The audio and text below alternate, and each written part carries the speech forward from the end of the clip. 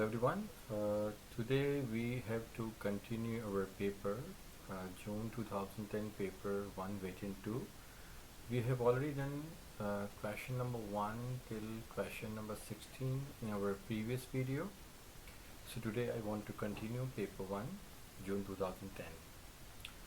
Okay, in question number 17, we have vector question. Is a parallelogram. So whenever we have parallelograms, lines are parallel means if this direction right hand side is 2p, this will be also 2p, and AD is 3q and BC is also 3q, total length 3q, and here is given that BX and XC is 2 is to 1. 2 is to 1 means if this is 2, this is 1, so our total is 3. So Bx will be 2q and xc will be only q. This is very important. Okay, one thing, that's the direction of 2p is from A to B. Whenever we write from B to A, we will write negative sign. So when you see my topical videos about the vectors, you can see all the explanation. That's why we have the negative 2p when B to A movement. Okay. So first requirement in terms of P and Q, AC is required. AC, what I have to do? For AC, I have to join A till C like this, and we always move from tail. This is my method in vectors. What we do, we move from tail. 2p plus total is 3q. So right answer is 2p plus 3q. Normally for the vectors, we always move from tail to head. We can also move like this from here to here, but is up to you. Okay, next part is AX. Okay, AX, for AX what we have to do? For AX I have to join A with X here. So again from tail to head we are moving. 2p plus till X is 2q. So what's the right answer? 2p plus 2q, and that's it, and we've done it. Next part is about xt.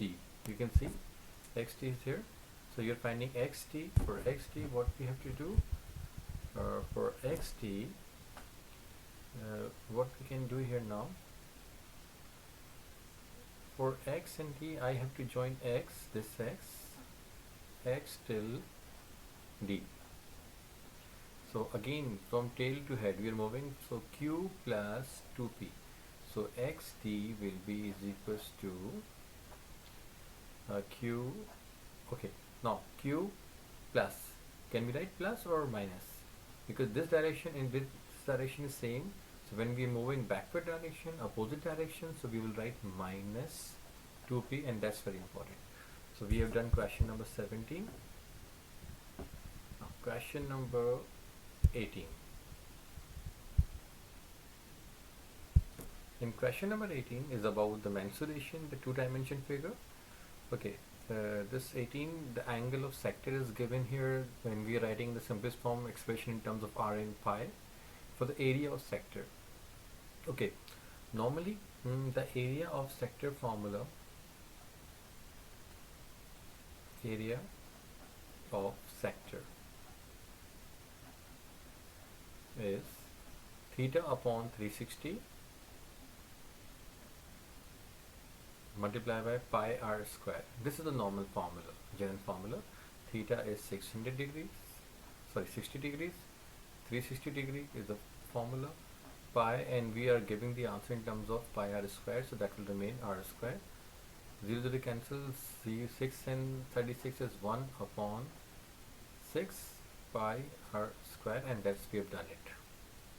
So you can write here pi upon pi r square upon 6, even you can write. Okay, the perimeter. Actually there is a misunderstanding about the perimeter and arc length. Please, the arc length formula is theta divided by 360 multiplied by 2 pi r. Okay, okay, I'm solving here.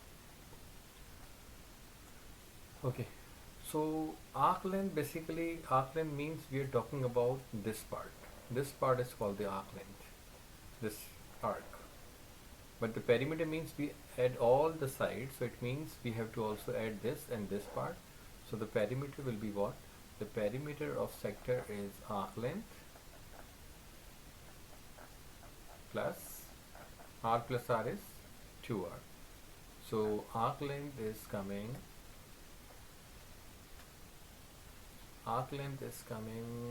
here. This is 60 degrees and 1 upon 6, and 1 upon 6 means 2 1 times 3 pi r upon 3. Pi r upon 3 is arc length, so pi r upon 3 plus 2r. You can write the answer like this, or you can even simplify 3. This is pi r plus 3 times 2 is 6r, and that's it. And that's in centimeter. The answer will be space will be given to write the answer. Okay, matrices. This is also one of the easiest topic in O levels maths paper 1. To minus this, what we do, just write a is 3 minus 1, 1 and 2 minus 0 minus 1. Please a minus b, not 2, b minus a. So that's, and you minus 3 minus 0 is 3. 1 minus 2 is minus 1. Minus 1 minus, this is minus 1.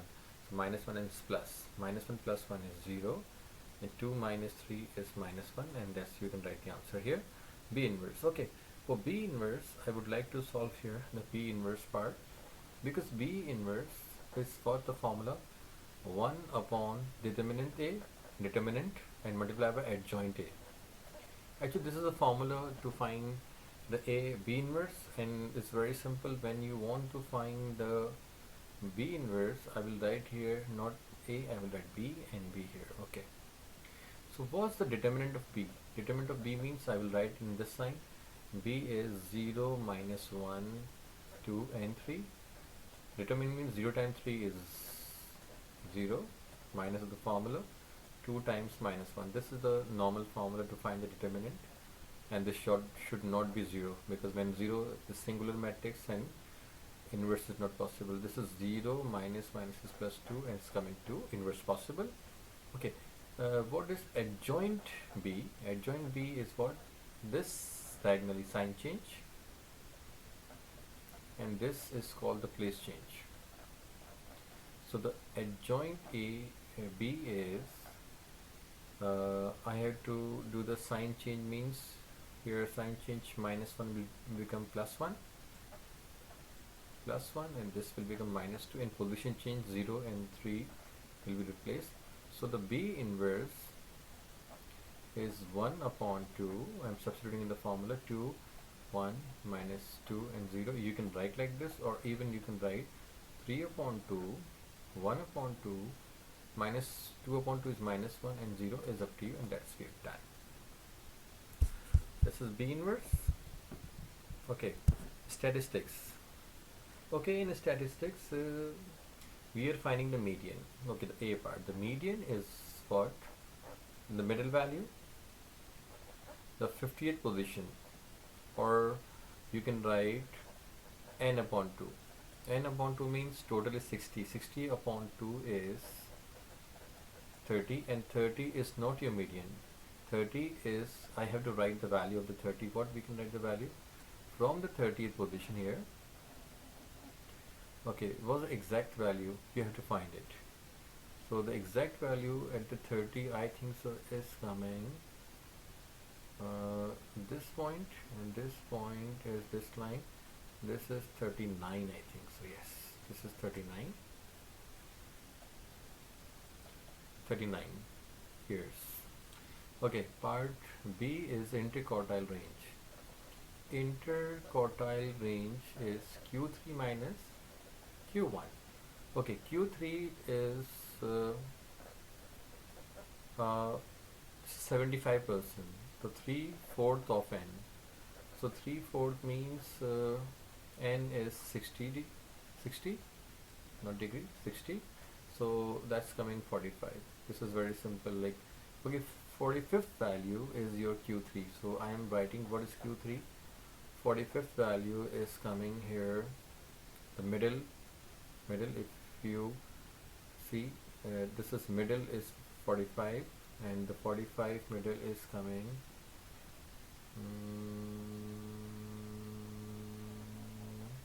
is about 46, I think. So if we make it a little bit, we have option, like we can do it.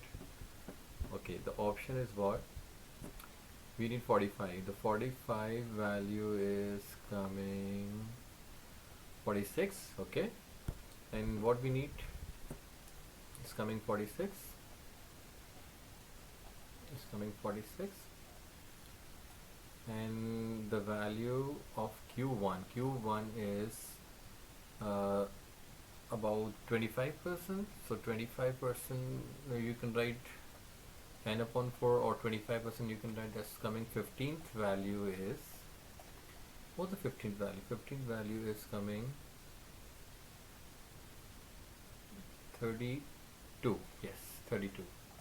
So the interquartile range is coming 46 minus 32, and that's your answer is 12. Okay, that's the, actually we use this method.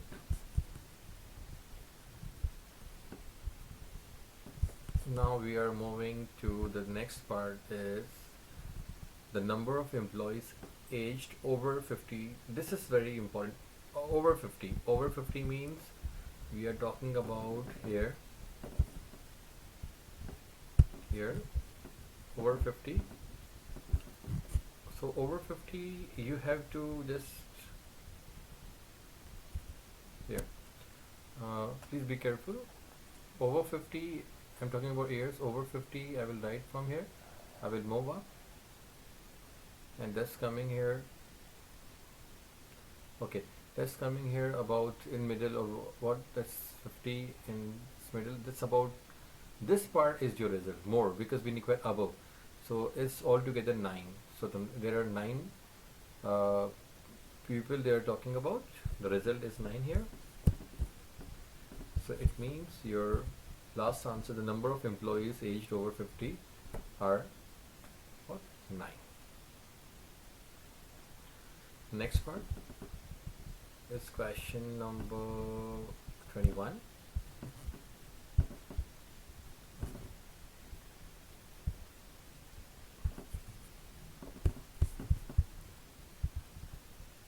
Yes, 21. Okay, the factorization. What we have to do in factorization of the middle term, like two terms we always take common. What is common? 3 is common, x is common, so x minus 4, and this is not, we cannot make x as a square in this, so that will remain here. That's your answer, x minus 4. This part is breaking the middle term. You can apply multiply to get 2 and minus to get 1. Okay, the factors are 2xy plus xy and minus 2y squared. That's possible. Common in first and second two. X minus 2y plus y is common, x minus 2y. So the final answer is x minus 2y and x plus y, and that's it. This is 2 marks question. What we have to do here, like in this part, the common here is x, so x plus 4 is left, and here you can make the factors like x square minus 4 square. So you can write 1 time plus and 1 time minus in the denominator. So in the denominator, 1 time x plus 4 and x minus 4. So this 4 is cancelled out. The final answer is x upon x minus 4, and that's we have done. Okay. Like this is not the difficult part, factorization. Moving to question number 22. What we have to do in 22? Okay, this is very important for the conversion. Like we are doing conversion from meter cube to centimeter cube. I mean, what you have to do, you cannot write direct the relation. Thus you should know the basic relation between the meter and centimeter. 1 meter is 100 centimeter, and by this you can make the square or the cube. So what we need here, we need cube, so we write 1 meter cube and 100 centimeter cube. So is a new relation is what? 100 is 3 times So we can write this 6 zeros and cube. This is a new relation. Now what's 2.5 meter cube? How many centimeter cubes? So it's very simple. 2.5 meter cube will be 2.5 multiplied by this value. Then you can get decimal will move right hand side. There are 6 zeros, so we can write 1, 2, 3, 4, 5, 6 and centimeter cube. There are 5 zeros, but decimal will move forward. Okay, we are moving to part B. Okay, this is limit of accuracy. This will take little bit time to understand, so I would like to explain. This is important part. Okay, in this situation when is given, John has a length of string. The string is 4 meter long, correct to the nearest 10 centimeter. This is very important. If this is centimeter, this should be also in centimeter. So the 4 meter means, first of all, 4 meter means you will write 400 centimeters, correct to nearest 10 centimeter. I have already made a video about the limit of accuracy. You can see that's how we can work for the limit of accuracy. This divided by 2 is 5. Okay, the method is what? This 5 will be decreased and 5 will be increased to get the upper bound and lower bound. So the 400 centimeter, when you want to find the upper bound, what you will do? You will add 5. So that will become 405 centimeters upper bound, and lower bound will be minus. So 400 minus 5 will become 395 centimeter. But what's the requirement in the question? Write down the lower bound. Lower bound means we are writing 395. This is my way. So I always write lower bound and upper bound together, even they ask or not. Okay. Okay, this first part we have done, but this part is also for this. Remember, please, that we cannot ignore it. John cuts off 10 pieces of string. There are 10 pieces. Each piece is 5 centimeter long, correct? Okay, first of all, this 5 centimeter. What I will write? 5 centimeter. Correct to nearest centimeter means 1. 1 divided by 2 is 0.5. This is your difference. So I will write 5.5 is upper bound and 4.5 is the lower bound of the piece, which is 5 centimeter.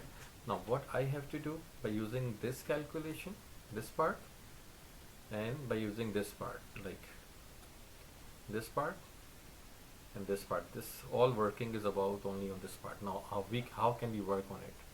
Okay, let's see. Given that the minimum possible length of the string, find the minimum possible length of the string remaining. Minimum means we always, to get the minimum answer, what we have to do?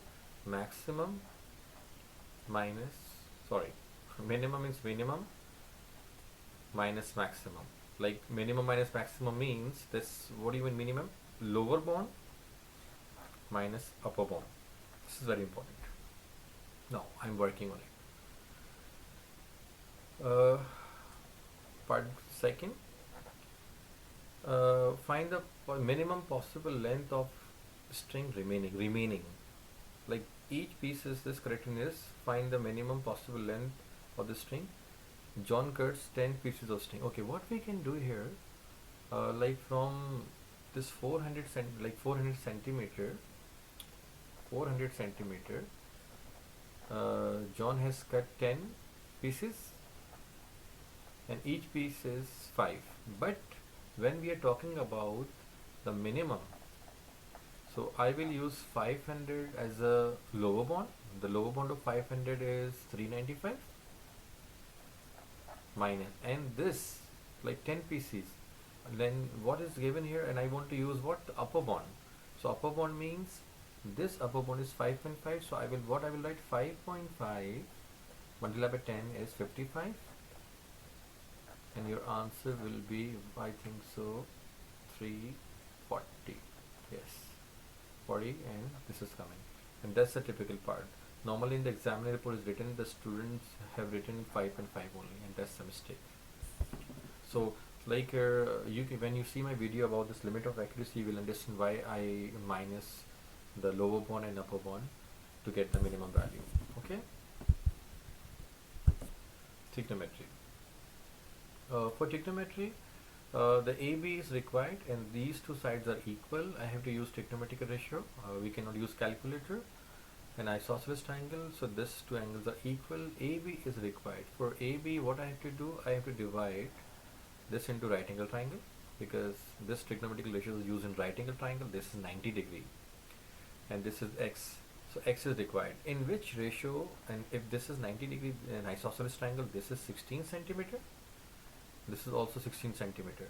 Okay, which trigonometric ratio I have to use to get the adjacent and hypotenuse? So adjacent and hypotenuse comes in cos. Yes, cos theta adjacent upon hypotenuse. Cos theta is given here, 8 upon 17. Adjacent here is 16 and hypotenuse is x. Now when you do the cross multiplication, you can get the answer 8 times 1, 8 times 2, and x is coming 34 centimeter. When you simplify, so the AB is coming, here 34 centimeter. Now I'm finding the area of the triangle. Okay, to find the area of the triangle, I would like to discuss two methods. The first method is what? You can use half into base into height. You can find height by using this trigonometric ratio, but there is one more formula for area of triangle. Half AB sine C. Have you done this? Like we have a triangle, when these two sides are given, A and B, and this angle is C. This angle is C. We can use sine C. So if then this is theta, so we can write theta. But two sides will be given. Now, do we have two sides given? The 32 and x is what? We have calculated x as coming 34. And this is 32 and this angle is given. I don't need this. I can find the area. This is the right method, I think so, to find the area. Half A is, any one side is 32, any one other sides, and angle is between these two sides, and angle is sine theta. What is sine theta here? 15 upon, the sine theta is here. The sine theta is 15 upon 17. Now 17 times 1 and 2 to cancel. When you calculate, the area is coming 15 multiplied by 32. I can do the calculation. 32 times 15, and that's coming 480. Yeah, in centimeter square. That's the right method. Otherwise, you can find the half into base into height, but you need to find the height first. This question is about transformation. Okay, the transformation, the triangle P is the image of triangle P. Okay, where is triangle T? Okay, T is the image of triangle P. Under the enlargement with center 5, 2, we have to draw the triangle T, and 5, 2, and scale factor 2. Which triangle we have to use? P. Okay, P is here. Okay, and the scale factor is 2, and the center is 5, 2. Center is 5, 2. 5, 2 is here, the center of enlargement. And enlargement is not such difficult to get the triangle. This part, what's the difference here? 1. So because of this scale factor 2, I will make it double from the center of enlargement. 1, 2. This is first point. Okay, when I move from here, 1, 2, 1, 2 here. When you think, there is also a formula to make a matrix and multiply. This is the easiest way, I think so. 1, 1, 2, 1, 1, 2. This is, you can also find, this is your required result, and that's a triangle T. There is no problem to make that here enlargement. Okay, the second part is describe fully the single transformation that maps triangle P onto Q. P and Q. Okay, first of all, we have you should know the idea about the isometric and non-isometric transformation. When these two triangles have the equal size, so that's the isometric transformation, because there is no change in size and shape. When it is not reflection. First of all, you can see there is no reflection. And reflection, you can see my video in transformation, the reflection has a particular rule. And also this is not also the transformation, this is 100% rotation, because when you have reflection like this Q and R, all lines will be parallel, and there is no line parallel here. That's why, like, this is not parallel, so this cannot be reflection. So it means we are moving like this is rotation, and from the rotation was a method of rotation. I cannot use compass here, but the method of rotation is what, that you have to draw two perpendicular bisector,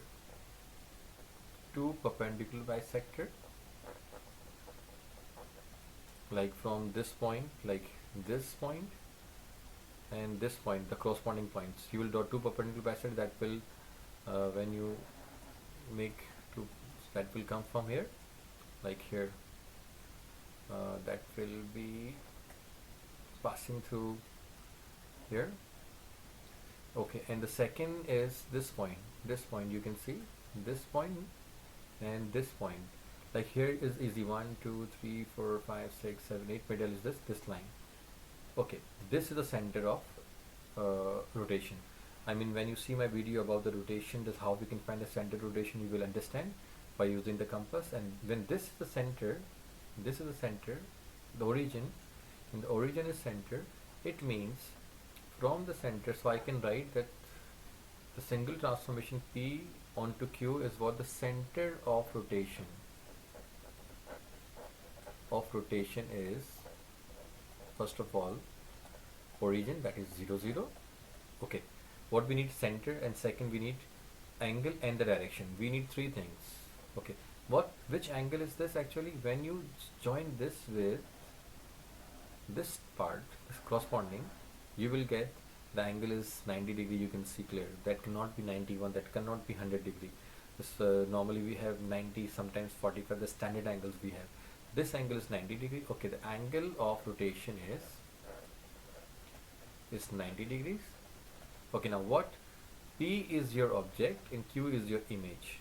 So P to Q means I'm moving like this here. So when I'm moving like this, it means anti-clockwise. This is anti-clockwise. So what we can write, indirect, that's the triangle P map onto triangle Q,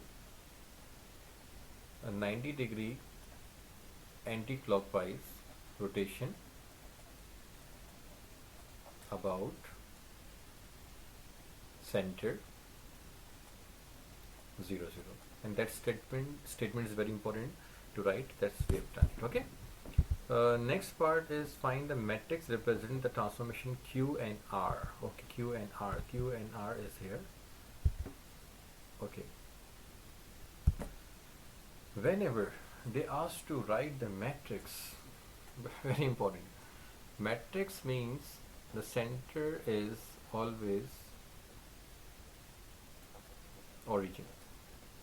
Okay, but here we are talking about the two triangle, and which type of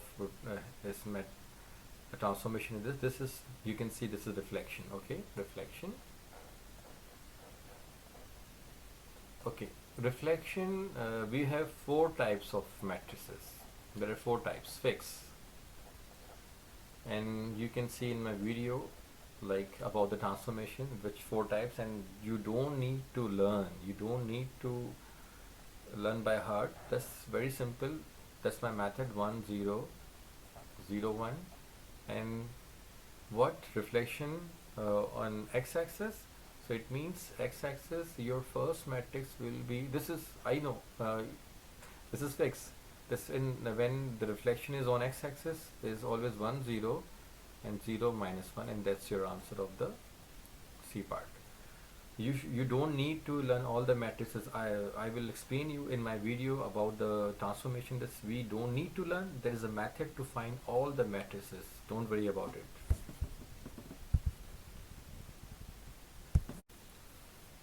This kinematics is speed time graph we are having. The diagram shows the speed type graph of the 20-second cyclist journey. Calculate the distance traveled in the first 16 seconds. Okay, first 16 seconds means we have to find the distance traveled till 16 seconds, and we have two regular shapes here. Okay, uh, like this, I'm not going to discuss the whole kinematics, but what we required here to find the distance in the speed time graph, the area under the line is the distance. So this shape is a triangle. So it means for area of triangle, I have to use A1, that is distance 1, half into base into height, because this is a triangle. Half into base is 8 and the height is 9.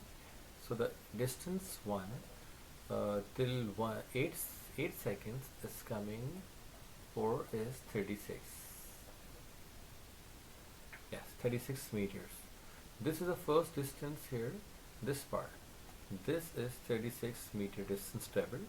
Now, this is a rectangle. For the rectangle, that is area, that is distance to length into breadth. The length is from 8 to 16 is 8. And the height is 9, is coming 72 meters. So the total distance traveled is 36 plus 72 is coming 108 meters. Total distance in 16 seconds. Okay, this we have done. Second, last B part is find a tangent. By drawing a tangent, find the acceleration of the cyclist when t is 18. Okay, t18 is here. This t18 is here, this point, and what I have to do, I have to draw a tangent here with the scale, and you know the acceleration is the gradient in speed time graph. When you see my video about the kinematics, you can understand the acceleration is basically the gradient. The gradient is what? This coordinate is 15 comma 8 and this coordinate is 18 comma 10. Yes, when you find gradient, y2 minus y1 is 10 minus 8 divided by 18 minus 15 is coming 2 upon 3, and 2 upon 3 is coming 0.7. That's the answer. So it means the acceleration is 0.7 meter per second square. By drawing a tangent, we have to draw a line, and on the grid in the answer space, sketch the distance time graph of the first. Okay, what we have to do, this part till here, this journey and this journey, I have to convert this speed time graph into distance time graph. And please, in speed time graph, when you have this speed time graph, in distance time graph it becomes like this. Okay, so this curve will be like this in distance time graph, and when you have this graph in speed time graph, in distance time graph, this will become a straight line like this. This is increasing and this is constant. So okay, let's see. The first distance is 36 meter covered. Okay, 36, and second distance is 72 meters. I want to use 36 in first 8 seconds. Okay, I'm writing here. The 36 meter distance covered in 8 seconds, then 172 meter distance covered in again 8 in 16 seconds. Okay, what I have to do, in first 8 seconds the distance traveled was 36. This is 30, and this point is about 40, and 36 is here with 8 here. This is the first coordinate. This I have to from 0, 0 to 8, 36 with this, like this curve. This curve. This is like a curve, and you should know this. What is the conversion? What is the relation between speed time graph and distance time graph. Okay, second, from 836 to next distance covered is 72. When we add it is coming 108 meters altogether in 16 seconds. This is 16 here, and 108 is coming, this is 1010, and 108 will be little bit down here, and we have to draw a straight line as I've discussed. When the sketch is like this, when the sketch is like this is speed time graph. This, when I convert into distance time graph, that will become like this. That's why we have this shape.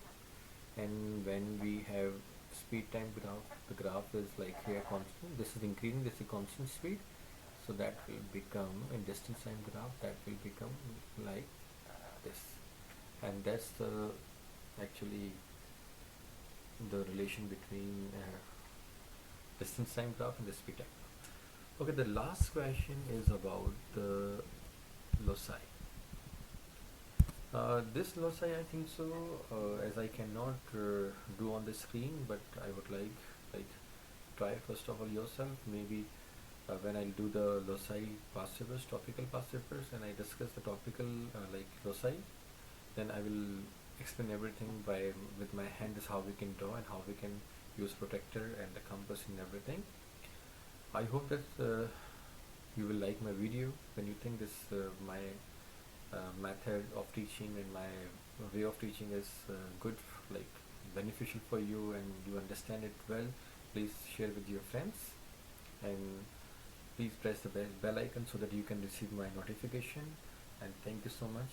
Have a nice day.